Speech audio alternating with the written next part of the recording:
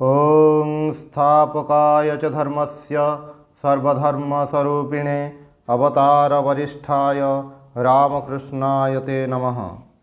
धर्म प्रसंगे स्वामी ब्रह्मानंद। स्थान अद्वैत आश्रम काशीधाम 3 फेब्रुआरी 1921 ख्रीष्टाब्द। प्रश्न महाराज पूजा पाठ भजन इत्यादि विषय रे आपण कहूथिले पूजा माने कौन बाह्य पूजा? महाराज कहते पूजा कहिले बाह्य मानस उभय को बुझाए। बाह्य पूजार उपकरण दरकार ताहा तुम पक्षरे संग्रह करने कठिन। मानस पूजा करने सहज। मने मने पाद्य अर्घ्य इत्यादि दे पूजा करिवो, तापरे मानस जप और ध्यान करिवो। मानस जपरे जिह्वा स्थिर रहिबो। साधारण जपरे मंत्र उच्चारण करने को हुए। ध्यान करने समय इष्टमूर्ति को ज्योतिर्मय भाविब, जेपरिकी तांको ज्योतिरे सबु आलोकित, तांको चैतन्य स्वरूप बोली भाविब। एहीपरि ध्यान परे सहजरे निराकार ध्यान रे परिणत हुए। सेतेबेले तांको तुमे यथार्थ बोध करिब। तापरे ज्ञान चक्षु उन्मोचित हेले तांको प्रत्यक्ष देखिब। ताहा आउ गोटिए जगत। ए जगत ताठारु भिन्न। सही अवस्थारे यह अति तुच्छ बोध हेब। जेपरी उदी कलिकता को आसी सहरर ऐश्वर्य और सौंदर्य देखि कहिला भुवनेश्वरटा किछि नुहे। तापरे मन लय हो जाए। सेतेबेले समाधि, तापरे निर्विकल्प। आहुरी आगेले सही अभिज्ञता मुहरे वर्णना करि हेब नाही। सेठारे देखिबार किछि नाही कि शुणिबार मध्य किछि नाही। अनंत अनंत एपरि सब विभिन्न अवस्था रही। सही अवस्थार मन को अति कष्टरे ही जगत को अणा जाए। यह निरर्थक बोली मने हुए।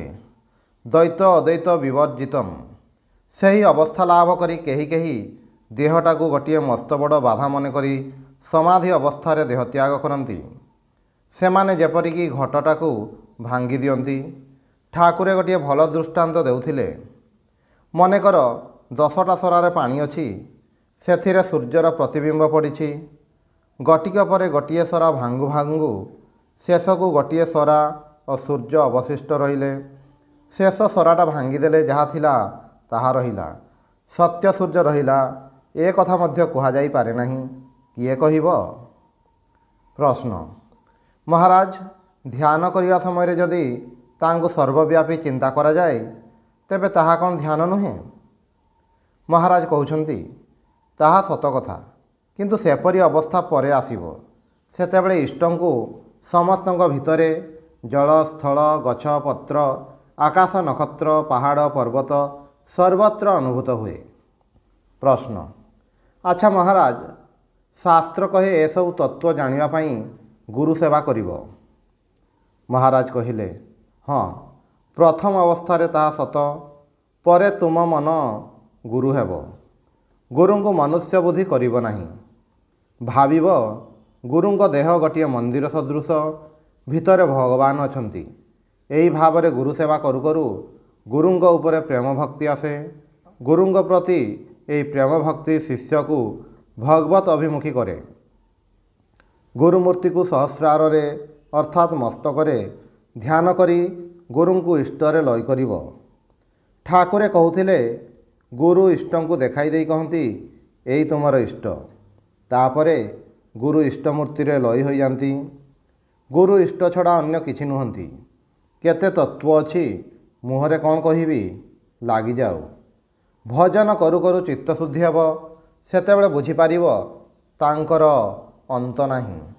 सेही चिंतारे विभर होई रहिबो। भजन कले हृदय आदि रे ध्यानर स्थान मध्य बुझी पारिबो। प्रश्न अच्छा महाराज मोर मने हुए सही आनंदर सामान्य आभास पाइले साधक आगे जाई पारे। महाराज कहउछंती आनंद कौन कहूछ? सही अवस्था आनंद निरानंद बोली किछि नाही। सुख दुख नाही, भाव अभाव मध्य नाही। आनंद साधन अवस्थार कथा। डंगा जेतेबेले जाई लक्ष्य स्थान रे न पहुँचे सेतेबेले जाई अनुकूल पवन दरकार। पहुँची गले आउ अनुकूल पवन दरकार हुए नाही। आनंद अनुकूल पवन परी साहाय्य करे। ज्ञान ज्ञेय ज्ञाता सबू लय होइजिब। ଶାସ୍ତ୍ରରେ କେବଳ ଏହି ଅବସ୍ଥା ପର୍ଯ୍ୟନ୍ତ ବର୍ଣ୍ଣନା ରହିଛି, କିନ୍ତୁ ତାପରେ ଯାହା ଅଛି ତାହା କହିବା ସମ୍ଭବ ନୁହେଁ। ସାଧନା କଲେ ସବୁ ଅନୁଭବ ହେବ। ସେହି ଭୂମାବସ୍ତୁ ସ୍ୱୟଂ ବେଦ୍ୟ। ସେଠାରେ କୌଣସି ଅଭାବ ନାହିଁ, କୌଣସି ଭୟ ନାହିଁ। କେବଳ ଭାବିଲେ ମନ ଉଚ୍ଚଭୂମିକୁ ଚାଲିଯାଏ। କିପରି ମଜା! କେହି କେହି ନିତ୍ୟ ଏବଂ ଲୀଳା ଉଭୟକୁ ଦେଖନ୍ତି। ପ୍ରଶ୍ନ, ମହାରାଜ ନିତ୍ୟରେ ପହଞ୍ଚିଲେ ତ ଲୀଳା? ମହାରାଜ କହୁଛନ୍ତି, ସେପରି କୌଣସି କଥା ନାହିଁ, ଉଭୟ ସତ୍ୟ। ଯେତେବେଳେ ରାସଲୀଳା ହେଉଥିଲା ସେତେବେଳେ ଜଣେ ସଖୀ ଆଉ ଜଣେ ସଖୀଙ୍କୁ କହିଲେ, ସଖୀ, ବେଦାନ୍ତ ସିଦ୍ଧାନ୍ତ ନୃତ୍ୟତି। ବେଦାନ୍ତ ସିଦ୍ଧାନ୍ତର ଅର୍ଥ ପରମବ୍ରହ୍ମ ଅର୍ଥାତ୍ ଶ୍ରୀକୃଷ୍ଣ। ଏଠାରେ ନିତ୍ୟ ଏବଂ ଲୀଳା ଏକାକାର। ଆଉ ଗୋଟିଏ ଅବସ୍ଥା ଅଛି, ନିତ୍ୟ ଲୀଳା ଉଭୟର ଊର୍ଦ୍ଧ୍ୱରେ। ସ୍ଥାନ ଅଦ୍ୱୈତ ଆଶ୍ରମ କାଶୀଧାମ, 5 ଫେବୃଆରୀ 1921 ଖ୍ରୀଷ୍ଟାବ୍ଦ। ପ୍ରଶ୍ନ, ମହାରାଜ କୁଣ୍ଡଳିନୀ ଶକ୍ତି କିପରି ଜାଗେ? ମହାରାଜ କହୁଛନ୍ତି, ଜପଧ୍ୟାନ ଇତ୍ୟାଦି ଦ୍ୱାରା। କେହି କେହି କହନ୍ତି ସେଥିପାଇଁ ବିଶେଷ ସାଧନ ରହିଛି, ତଦ୍ୱାରା ଜାଗିବ। ମୋର ବିଶ୍ୱାସ ଜପଧ୍ୟାନ ଦ୍ୱାରା ତାହା ଜାଗେ। କଳିରେ ଜପଧ୍ୟାନ ପ୍ରଶସ୍ତ। ଜପ ପରି ସହଜ ସାଧନା ଆଉ ନାହିଁ। ଜପ ସହିତ ଧ୍ୟାନ କରିବାକୁ ହୁଏ। ପ୍ରଶ୍ନ, ଧ୍ୟାନ କ'ଣ ମୂର୍ତ୍ତି ଚିନ୍ତା ମହାରାଜ? ମହାରାଜ କହୁଛନ୍ତି, ମୂର୍ତ୍ତି ଚିନ୍ତା ଓ ନିର୍ଗୁଣ ଚିନ୍ତା ଉଭୟ। ପ୍ରଶ୍ନ, ଆଚ୍ଛା ମହାରାଜ, କିଏ ମୂର୍ତ୍ତି ଚିନ୍ତାର ପୁଣି କିଏ ନିର୍ଗୁଣ ଚିନ୍ତାର ଅଧିକାରୀ? ଗୁରୁ ତ ସବୁ ଠିକ୍ କରିଦିଅନ୍ତି। ମହାରାଜ କହୁଛନ୍ତି, ହଁ, ତେବେ ମନ ନିଜେ ହିଁ ଗୁରୁ। କେତେବେଳେ ମୂର୍ତ୍ତି ଚିନ୍ତା ଭଲ ଲାଗେ, କେତେବେଳେ ନିର୍ଗୁଣ ଚିନ୍ତା। ବାହାରର ଗୁରୁ ସର୍ବଦା ମିଳନ୍ତି ନାହିଁ। ସାଧନ ଭଜନରେ ଲାଗି ରହିଲେ ମନ ସବୁ କହିଦେବ, ମନ ସବୁ ଦେଖାଇଦେବ। ଜଗ ବାସିଷ୍ଠ ରାମାୟଣରେ ଅଛି, ମନ ବିଭିନ୍ନ ଦିଗକୁ ସ୍ରୋତ ପରି ଚାଲିଛି। ବିଭିନ୍ନ ପ୍ରକାରରେ ମନର ଶକ୍ତି ବିକ୍ଷିପ୍ତ ହେଉଅଛି।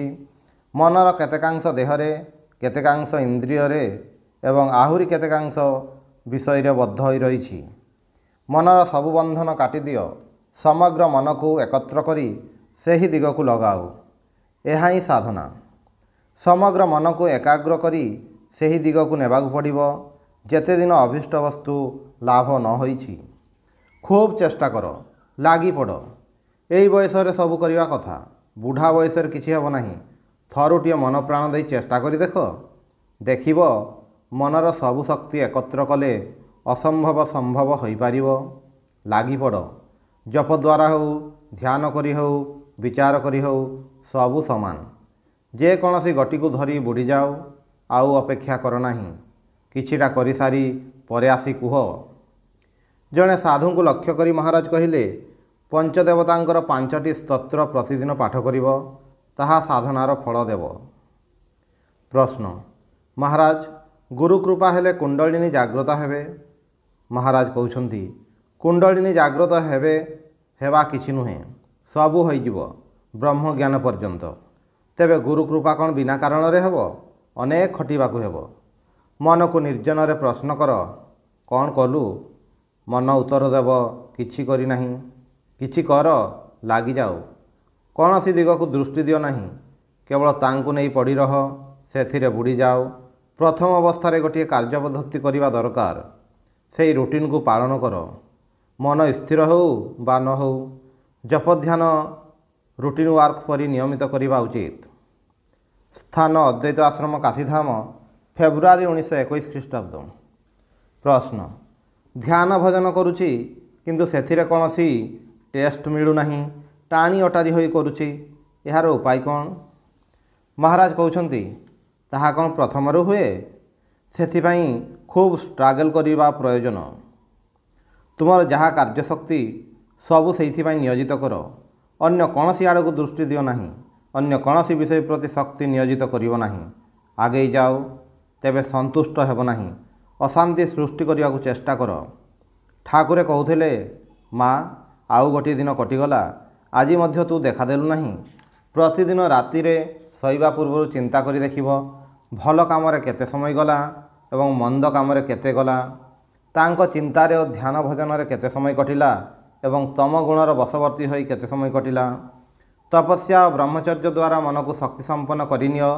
ବଡ଼ ଲୋକମାନଙ୍କ ଘରେ ଦରୁଆନ୍ ଥାଏ, ତାହାର କାମ ଚୋର ଗାଈ ଇତ୍ୟାଦି ପଶି ଆସିଲେ ବାହାର କରିଦେବା। ମନର କାମ ମଧ୍ୟ ଦରୁଆନ୍ ପରି। ମନ ଯେତେ ଷ୍ଟ୍ରଙ୍ଗ ହେବ ସେତେ ଭଲ।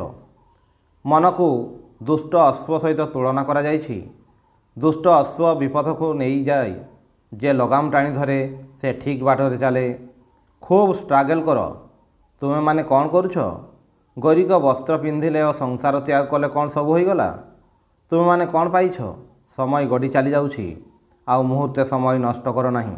ବେଶୀ ହେଲେ ଆଉ 3-4 ବର୍ଷ କରିପାରିବ, ତାପରେ ଦେହ ମନ ଦୁର୍ବଳ ହୋଇଯିବ। ସେତେବେଳେ ଆଉ କିଛି କରିବା ସମ୍ଭବ ହେବ ନାହିଁ।